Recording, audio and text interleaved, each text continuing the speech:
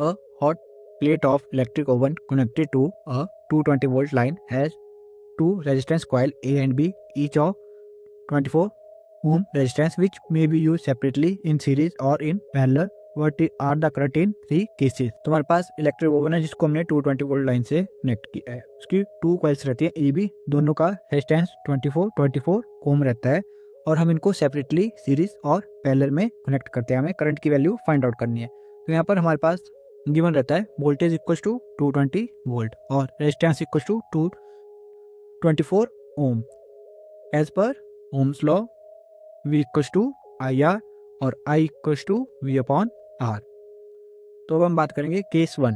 हम एक ही कॉइल को यूज़ कर रहे हैं तो इसकी सर्किट डायग्राम ये रहती है और यहाँ पे हमारे पास रेजिस्टेंस आ जाता है 24 ओम और वोल्टेज हमारे पास 220 वोल्ट ही रहती है। तो यहाँ से I इक्वल टू जो होता है V upon R 220 upon 24 equal to यह जाता है हमारे पास 55/6 इक्वल टू 9.2 एम्पियर।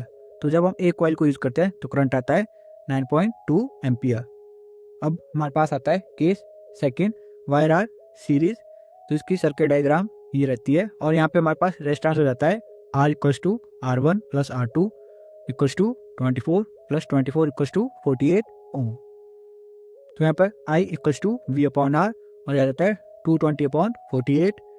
फर्दर इसको हम सॉल्व करते हैं तो यह जाता है हमारे पास 110 अपॉन 24 इक्वल टू 55/12 और यहाँ पे I की वैल्यू हो जाती है हमारे पास I equals to 4.6 ampere. Case 3, wires are in parallel.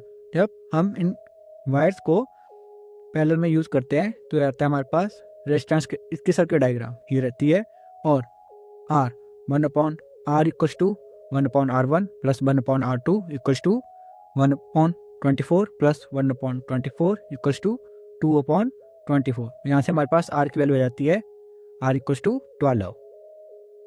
तो अब हम I equals to V upon R जो रहता है हमारे पास 220/12, इसको फर्दर सॉल्व करते हैं तो आता है 110/6 इक्वल्स टू 55/3 और यहाँ से हमारे पास I की वैल्यू आ जाती है I इक्वल्स टू 18.3 एम्पियर। तो फर्स्ट केस में 9.2 एम्पियर, सेकेंड केस में 4.6 एम्पियर, थर्ड केस में 18.3 एम्पियर करंट हमारे पास फ्लो करता है।